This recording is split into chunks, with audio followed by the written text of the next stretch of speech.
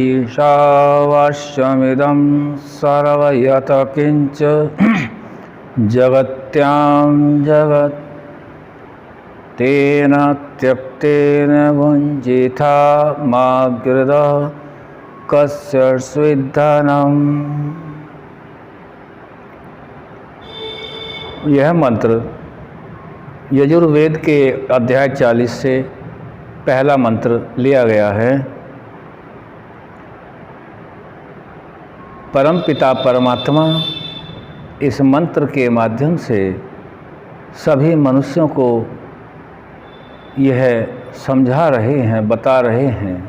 इसका अर्थ है, हे मनुष्य, जो इस संसार में जगत है उस सब में व्याप्त होकर जो नियंता है वह ईश्वर कहता है।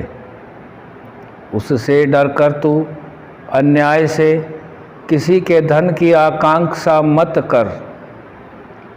उस अन्याय के त्याग और न्याय चरण रूप धर्म से अपने आत्मा से आनंद को भोग। यजुर्वेद का यह मंत्र हम सभी को यह समझा रहा है, बता रहा है, इस संसार के अंदर जो भी जगत है, संसार यहाँ परमात्मा को कहा जा सकता है, उसमें जितना भी जगत है उस जगत का नियंता है, उसी को ईश्वर कहते हैं। हम इससे यह समझ सकते हैं, इस पूरे संसार के अंदर जितना भी जगत है उसमें कोई भी स्थान उस ईश्वर से खाली नहीं है। ईश्वर सब जगह विद्यमान है। वह हमारे न्याय अन्याय रूपी सभी कर्मों का साक्षी है। हम भले ही अज्ञानतावश मोहवश हम किसी कार्य को चाहे भूल भी जाएं, लेकिन वह परमात्मा प्रत्येक अच्छे और बुरे कर्म का साक्षी है। उससे डरकर हे मनुष्य, वह हर वक्त हर मनुष्य के, हर जीवधारी के, प्राणियों के सभी कर्मों को देखता है और फिर बाद में उसका न्याय भी करता है। उससे डरकर के तो किसी के धन की आकांक्षा मत करना। तो फिर क्या करना? जो अन्याय रूपी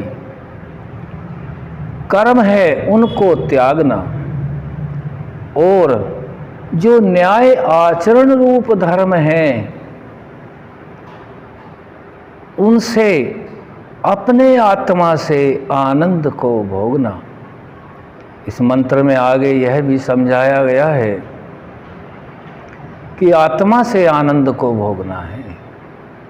यहाँ हम समझ सकते हैं सुख विषय शरीर से जुड़ा हुआ है और आनंद का विषय आत्मा से जुड़ा हुआ है। जहाँ आनंद होता है वहाँ सुख स्वतः ही आ जाया करता है। जहाँ सुख के लिए अधिक पुरुषार्थ किया जाता है, जरूरी नहीं वहाँ आनंद स्वतः आ जाए, वहाँ नहीं आता। इसीलिए हमें हमेशा आनंद की खोज में रहना चाहिए और आनंद ही आत्मा से भोगना चाहिए। आनंद और सुख में इतना अंतर है, आनंद को प्राप्त करने के लिए आत्मा को जानना पड़ेगा। उस जो इस जगत में व्याप्त नियंता है, उस ईश्वर के न्याय को भी हमें डर कर के सभी कर्मों को करना पड़ेगा। यह कोई छोटी विद्या नहीं है, असीम विद्या है। इस विद्या का देना किसी मनुष्य का काम नहीं हो सकता।